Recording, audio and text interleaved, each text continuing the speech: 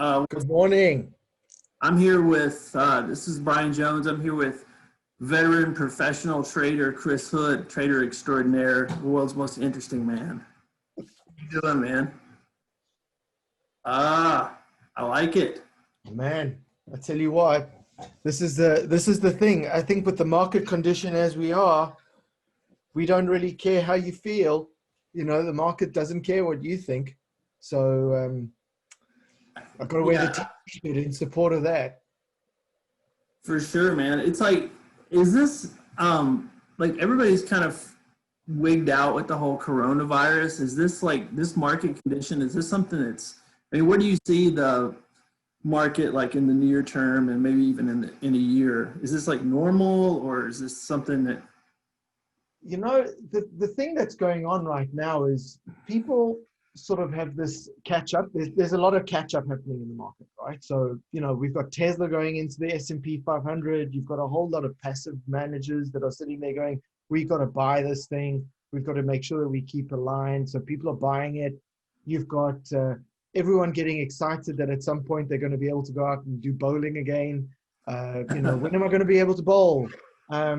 So I think that there's going to be a lot more positivity. This is a normal part of the cycle, right? So every year from November 4 up until Thanksgiving, just past Christmas into the new year, there's always going to be it's always a good time of the year to be trading. From my history, between November and May of every year, you usually make between 60 and 70% of your year's target, right? So if you're is planning properly and you're trading properly, and you don't spend your time building snowmen or on the beach, right? this can be a very lucrative time for traders. Well, we A lot. can't do anything right now because we're all like in lockdown mode. Are you guys still locked down up in Oh Canada? yeah. Oh Has it gone man, back up, the I'm growing my restrictions? beard in sympathy of lockdown. Everybody, like I've started a coronavirus, like I got coronavirus scruff. Roll with it because it got to that point. Like you've got a proper beard, right? I like it. Man, I'm just gonna let mine my wife has said that the government has mandated masks inside the house. And I'm like, well, why? And she just doesn't like my beard. She says I look a lot better with the mask on. So, you It's like know, a complete Halloween mask. Like, absolutely. just, yeah. Oh, I tell you what, there were a lot of people on my street that were incredibly thankful when masks were made mandatory. So they were like, geez, we don't have to look at that guy again when he's shoveling snow or, you know, he's walking around taking a run with his kid. We don't have to look at him. So there's a lot of positivity in the market right now. Maybe it's the runoff of this mask rule on my face. And, you know, but I think where we are is you've got, it's the normal cycle. There's a lot of money sitting on the sideline. I was reading something the other day that even in Canada, the coronavirus has created a situation with the biggest cash pile that the government has ever seen. You know, people have been Wow. saving and hoarding money because they just don't know what's going to happen. And I think Just kind the of whole, waiting yeah, to start investing in something whenever yeah. I think with the stimulus certainty is check, kind of, yep, sorry. there's stimulus coming as well. You know, when the stimulus gets into the market, I think that people are going to be wanting to go and buy. You know, people don't use the stimulus check for living expenses. They go out and buy things like PlayStations and stuff like that. So I think there's a lot of that. Having said that, we're at a high. You know, the Dow hits 30,000 yesterday. Who would have thought that 10 years ago? I don't know. We've got all these bubble heads on TV, you know, coming out saying the Dow's going to hit 100,000 in my lifetime. I don't know. I don't pay much attention to those guys who waffle on TV. I just look at what the opportunities are at the moment, and you know, you certainly see, you know, a lot of retail going in. I think there's a lot of retail money going in. People playing FOMO. There's a lot of FOMO trading going on. People have missed out, you know. So, you know, one of the things I saw the other day was Apple shares were trading like 72 million shares. 70 had moved 14 cents. It was unbelievable. You had these small cap Chinese stocks trading more than Microsoft, Amazon, Google added together. It was just It's ridiculous. Do you think that's It like can be ridiculous. do you think that has anything to do with the number of like new retail traders with all the broker platform free stuff? Oh yeah, there's Especially so on much data. You know, all these all these retail trading platforms, you know, the Robinhoods and all of those things. I think they're dangerous and good at the same time. All right. I think it's really important that people get to be more in control of their money. I think that that's a absolute given, and trading is a life skill. I wish it was taught in school, and that would make the world a better place, I think. But what you've got is a lot of people who are quite ignorant, naive, and inexperienced. And when you have a lot of these people going in, it's almost like if you play poker and you're a professional poker player and you've got 9 professional players at a table, and those 9 people really understand how poker works, and they are going to break the dealer, and they go hold, hold, hold, hold, hold. And then you have some monkey coming in who, you know, he just read the Poker for Dummies book, and he sits in there and he goes hit and screws it up for everyone else. I think that's what's happening. You know, So you've got a lot of. you think it's affecting like the technical, like the technicals at all, like with people, the volume? You think there's enough volume for that? I don't think there's a collective stupidity that has enough money that can do that. I think that a lot of I think where we see this more is in the options market. You know, you have these guys with $5,000 accounts or $25,000 minimum accounts, and they're going in and buying these stupid lottery call options that just throws everything off, right?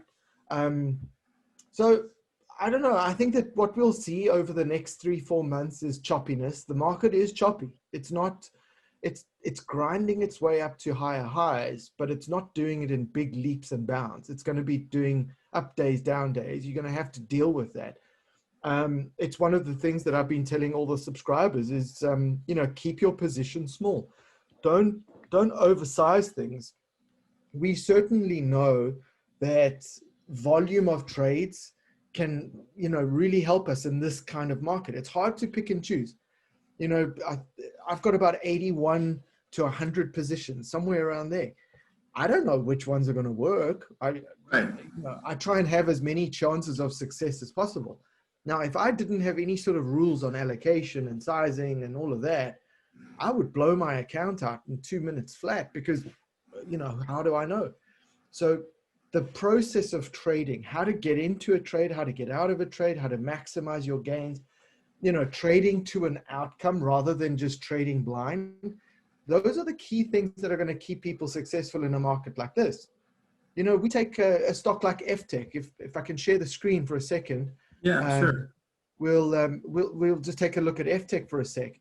You had a couple of really good trades on a Blink. I know Blink was really good to you. Yeah, we've been holding this stock for years. I think 600 and something days we've been in the stock. We've been in the stock.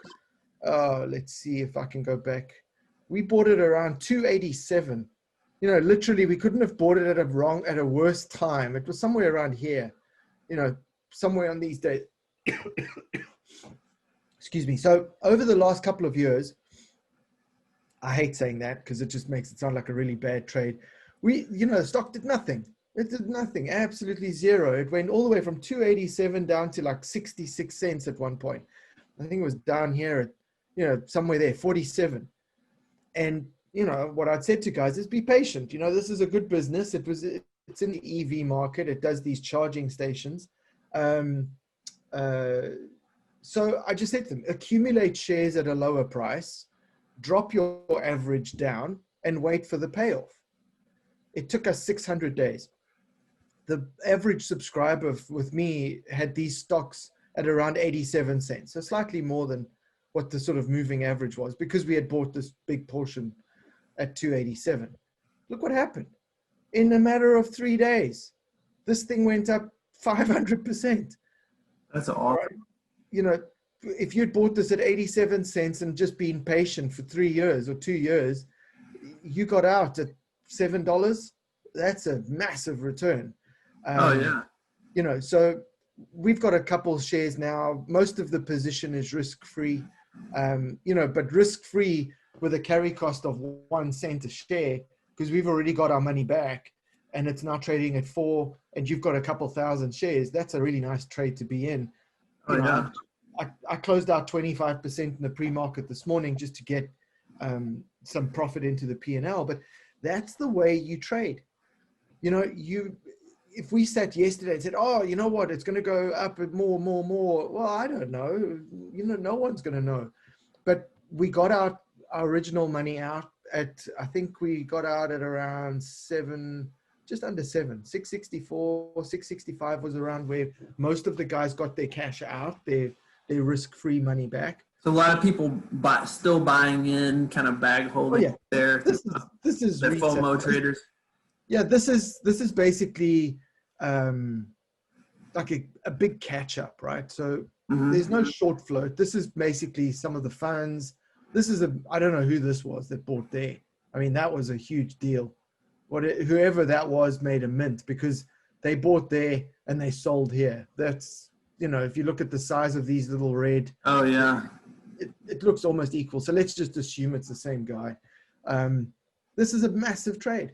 And for the guys that were patient who just, stuck with the numbers, carried on averaging down, they're going to be hopefully buying me a really nice Christmas present. And, I take donations at the door. We'll socially distant when you drop off those big flat screen TVs. I'm cool with that. So this is a pretty good trade. Blink was another one that we had this week that was really good. We've been in and out of this for months. We traded it here during the chop, and then this explosion. I mean, this explosion is this is huge. Year to date, 1,400% for the year. That is enormous. So this kind of pullback, this kind of profit taking, that is completely normal. Completely normal. In fact, I would probably say that this is going to come back down somewhere here to around 21. Once it hits 21, we'll see how it behaves around that level there. Once we see it bounce, if it can bounce off the 8-day moving average and start going back up, and then it's trading in this zone, this sort of reversal zone here, this upper zone, there might be an opportunity to buy more. This is a much, sort of bubbled sector at the moment, this EV market. There are a couple of things to look at. Which sectors, do you think are going to be the best? In your view, for the next, say over the next 6 months or so?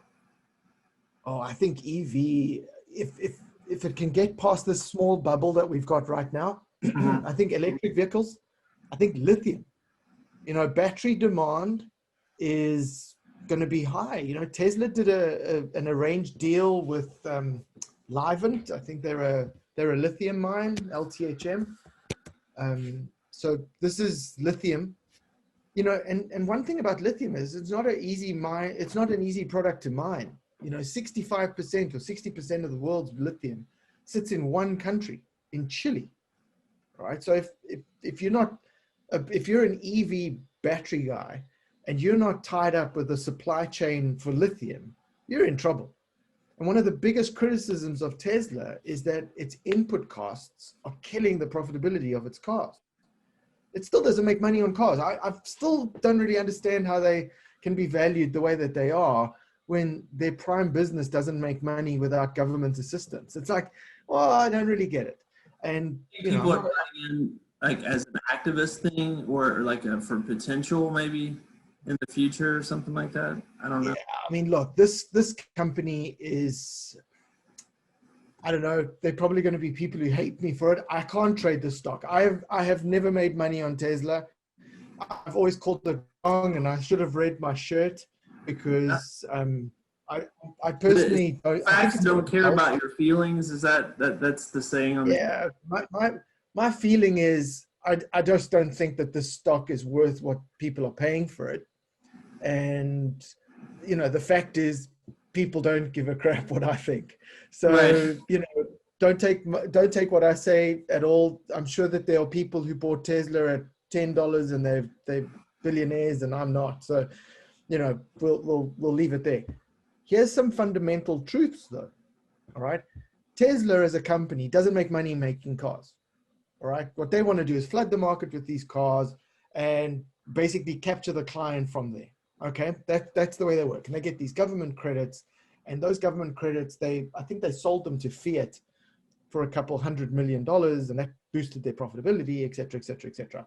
I don't get into the technicals of them. Here's the really simple back of the cigarette box kind of look at Tesla. The first thing that I look at is, how much is it worth? All right. How much am I paying for this company? And quite honestly, I am not prepared to pay 1,000 years of earnings for a stock. I'm not going to wait for it. All right. And if I look at this and I go, well, it's worth $15 a share. If this tells you there's a bit of a cult of personality that's sitting here within the stock. I'm not a fan. All right. What do you think about the car? What do you think about the car that they? No, I went for a drive-in one. Yeah. And it was one of these souped up turbo things. One of my jiu-jitsu buddies has got one. He put me in the passenger seat,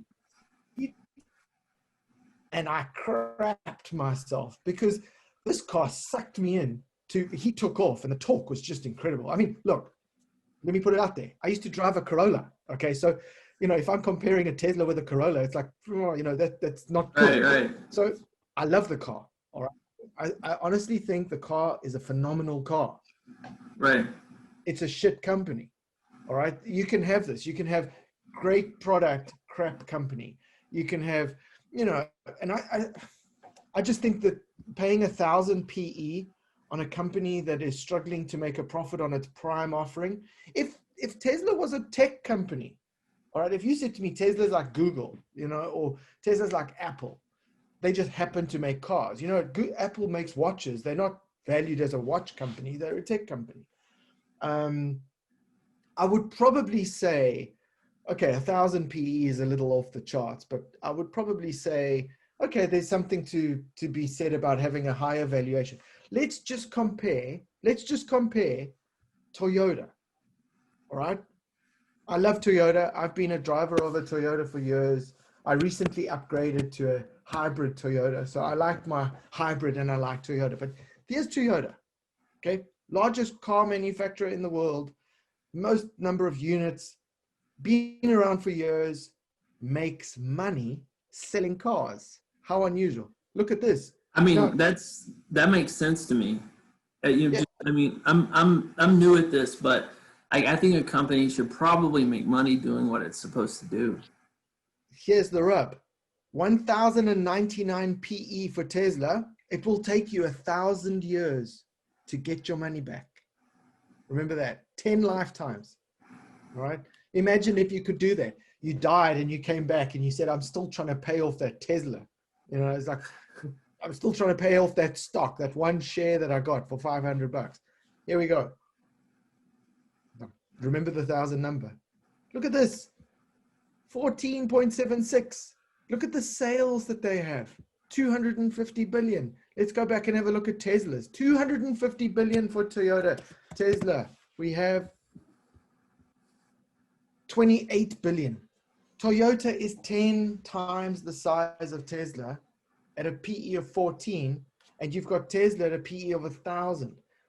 I don't think you need to be an MBA grad, rocket scientist, hedge fund, mathematician. I don't think you need that. It's just that simple. How much of the fundamentals do you look at when you do trading? Is it honestly zero? Right. Because this shirt means everything. Right. So you're going like what's happening at the time? Like, yeah. The problem with fundamental analysis is it's opinionated. And with those opinions, you try this as an example. Anyone who's watching this can do this. Go to 2 brokerage houses and get 2 brokerage reports on the same stock. And they've got to have contrary opinions, right? So one should be bullish and one should be bearish. And if you just do the following analysis, you'll realize that whole industry is just garbage. It's just garbage. It's nonsense. Because you could have person number A with MBA, CFA, blah, blah, blah, all of these letters after his name telling you stock A is worth 100. And you can have person B with the same qualifications telling you that stock A is worth 10. And then they give you these pieces of paper and they tell you, no, no, no, we don't take liability if you make the choice. I say that's bullshit. I call bullshit on that one because, first of all, you're talking about your book. Your opinion Right. is irrelevant. Your opinion is irrelevant. You know, whether you think it's worth 10, worth 100, no one gives a shit. Honestly, no one cares. All right. Well, So what do? You look at the charts and you say, you know what? The price, the nominal value of price is not relevant to anything that we do. Nothing. It's not relevant because that's driven by fundamentals. What we look at, or what I look at, is how does the stock behave against certain patterns, right? Stocks are rhythmical. Stocks have personalities. And those personalities are captured in waves, right? you have favorite stocks to trade though that you think that do you have any? I know I've heard of some traders saying that they kind of have figured out the personality of a given stock and they'll kind of stick with them, and then some people have. Yeah, look, I have a understanding that Tesla is schizophrenic, so I don't trade it. I don't like it. I try to stay away from schizophrenic people. Like, Yeah, I don't hate them, but you just don't know what you're going to get. and this is the thing about the market, right? The market is like a schizophrenic 5-year-old child on a sugar rush. This is the way I see it.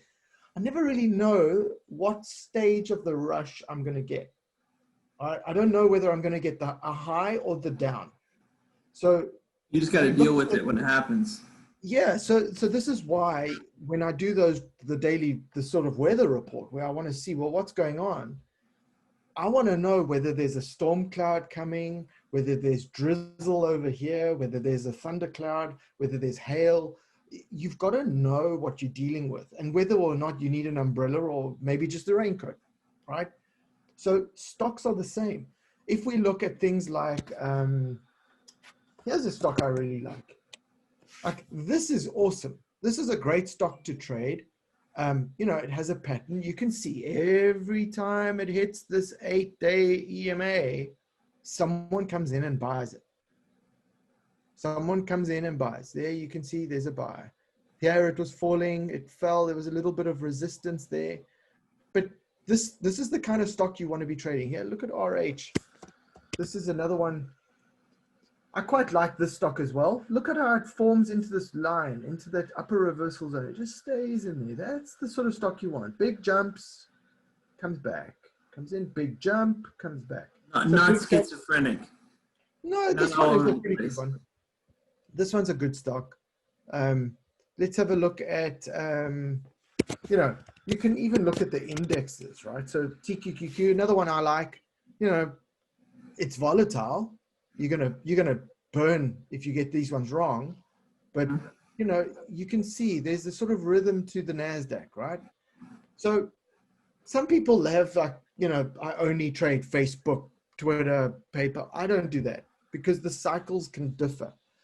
So I have screeners that go out looking for these opportunities, and then I can build something across it. And one of the best things that I have is just using a simple thing of Finviz. It's just if I'm looking for just the gap ups, right? Yeah.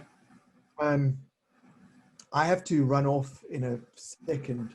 I've got another call, unfortunately. But here's the one thing that we would do is if I was going to do a day trade, bang, those are the 5 that I'd be looking at for the day.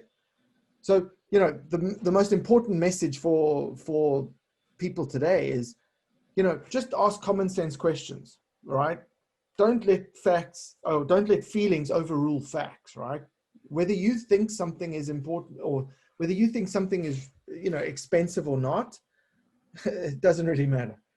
At the end of the day, the market is telling us that Tesla is worth something. And if there's a trend, let's play with the trend. Don't trust Tesla. I heard someone say this, that it's more important to make money than be right. Like, people will try to enforce their opinions on the market and lose money and just get mad. Absolutely. I think there's another one that says the market can remain irrational far longer than you can be liquid. Yeah, I like that one too. That's a Yeah. good. So, the thing is, I had someone call me about shorting. I mean, they said, I think Tesla isn't worth the money that people are paying. I go, at what point would you like to short this? Just if you can show me on the graph at what point you'd like to short this, then you can short it. This is not a stock you want to short. And I know this because I was shorting it down here. I was shorting it around 200. I got out, thankfully. If I'd been staying in the short because my feelings were that it was overvalued, I would have been eating, shoe polish and bread as a diet. I would have had to sell everything. What's the Canadian? Do you have ramen noodles, the little packages up there? Oh yeah, dry noodle. Yeah. We've got Okay. I didn't know if it was called ramen noodle, if there's a different brand. box of, I can't eat this stuff, but we've got it's it. like it, like the typical, like, I'm broke college food, break some noodles in hot water. Yeah. So just remember, you don't short things because you feel like they're expensive. You short things because graphically and from a trend perspective, they are falling. Even here, this is not a shortable opportunity. And we know from its behavior that as it hits the bottom of this trend line, it will bounce. Look at that.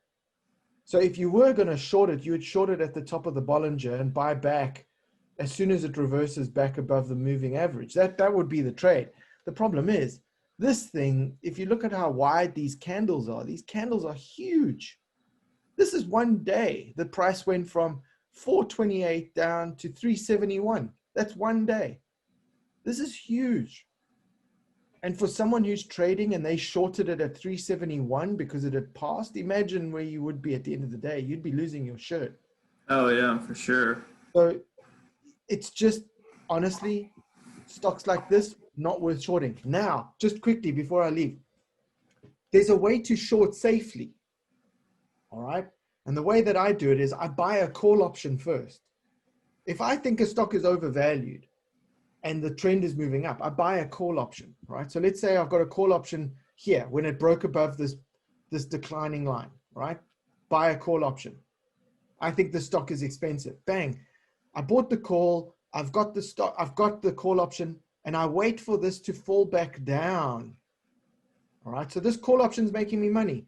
As it starts to fall, so let's say new lower low, lower low, lower low, short there, 500. This call option acts as insurance against the rise in the price on the short shares.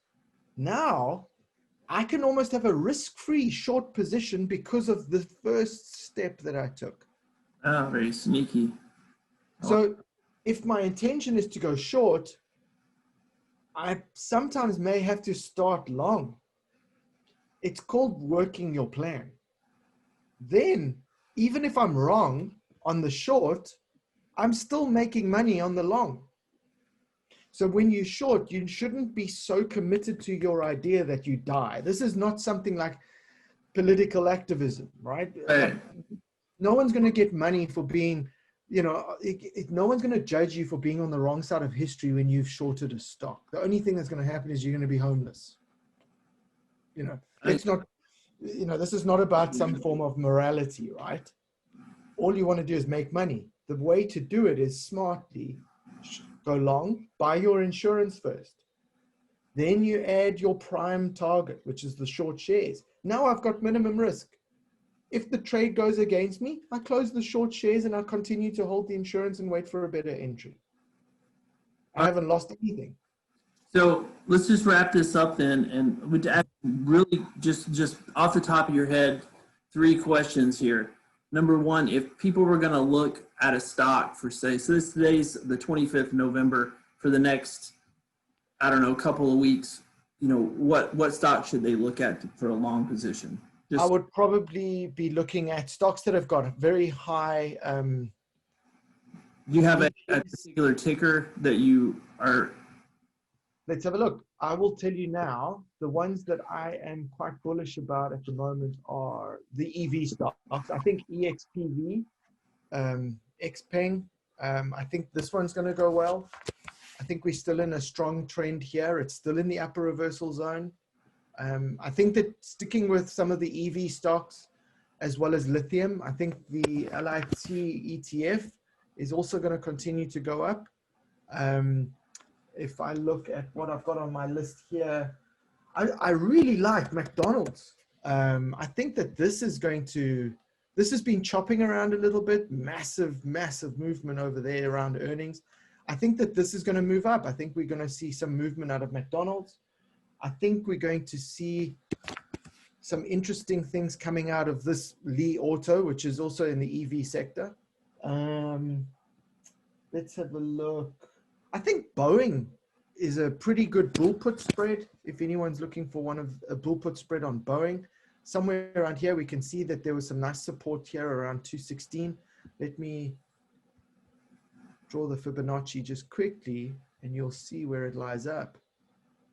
So it's stuck in that middle line there. Let me look at that. So I think we're going to see this hitting the 100 level pretty soon. I would be going in with a bull put spread on that. Cisco was another one that came up that we've got positions in this one already, but I really like that graph. That is really good. This is a bullish wedge that's coming out there. Bang, we're moving up. I like that. That's a stock we're already in. GRWG was the other one. These guys have got a cool business. They sell all the machinery to grow marijuana. So with people being locked up, they're going to grow these things at home. I like it. Yeah. Cannabis has been like under legalized in a lot of different places, like Mexico. Didn't they just recently legalize marijuana as well? In Canada? No, it's been in Mexico. It's been legal for over a year. It's great. This is one of those instances where it's a great product, terrible stock. Right. It's like Mexico just recently passed something, and I think a few more of the states, the United States as well. So definitely. Yeah, this is a great stock, I think. Rather than going with an actual grower of cannabis, I wouldn't go with any of the guys that actually grow the plant. I would look at the guys who supply the machinery, the nuts and bolts. So I think that this one will be a good one to look at. Nordstrom came out last night with good earnings. Up this morning in the pre-market. We were in this trade 3 days ago. So we've got a take profits alert on this one today. So this one's good. JD. I like the Chinese stocks. You know, the thing with the Chinese market is that it's not American. You know, so none of the American stuff is going to affect these ones as much. So I like JD as well. But yeah, those would be like the news events and all the political stuff that's going on. Yeah, I think crazy time. I think for now, if I had to look at things, I would probably say McDonald's, GRWG. Yeah, I'd say that those would be my two picks. Yesterday, we had a great run on US Steel. I mean, this was up 20% yesterday.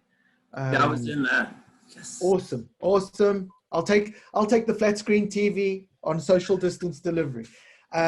This was a great trade because we'd been in it, I think, from around August, and it did nothing, absolutely zero. It almost looked like my jiu-jitsu game. It did zero. Just lay there like a beached whale and did nothing. And then it had a little bit of it was rope-a-doping. It was washing out all the people, you know. Yeah, and then this move up did nothing to the option. Zero. The option didn't even change in price. I think I might have got the wrong option, but bang, that move yesterday really, really helped. So I think we'll see something come out of that today. I did this trade yesterday. So we added play yesterday on the back of this big short interest, and with the coronavirus vaccines coming out, we also added EXPI, a very short-term trade that we have here. This is the 23-day trade, 55.60 call spread. I think that we're going to see a little bit of a pop on price here. What else did we add yesterday? I added an overnight position in. I can't wait till all this coronavirus stuff's over. I really want to just go do some stuff, you know, travel a little bit. I just want to strangle people, mate. I know. Strangle them. I'll come up there. We'll hang out. I like, what is the French fries with the cheese curd? Poutine. Yeah, I love that stuff, man. I haven't had it in a while. All right, when the corona's over, you coming up and we're going to go and do some poutine, man. There's a poutineery in Georgetown, just up the road. Oh, it's Sweet. awesome. Nice. Awesome. Buddy, I'm going to run. All right. Awesome chat, man. Yeah, let's we'll hit this up again next week, and appreciate any comments and feedback from anybody who likes what we're doing here. So, Chris. Good to see you, Brian. All right, see ya. Take care, buddy. Cheers, mate.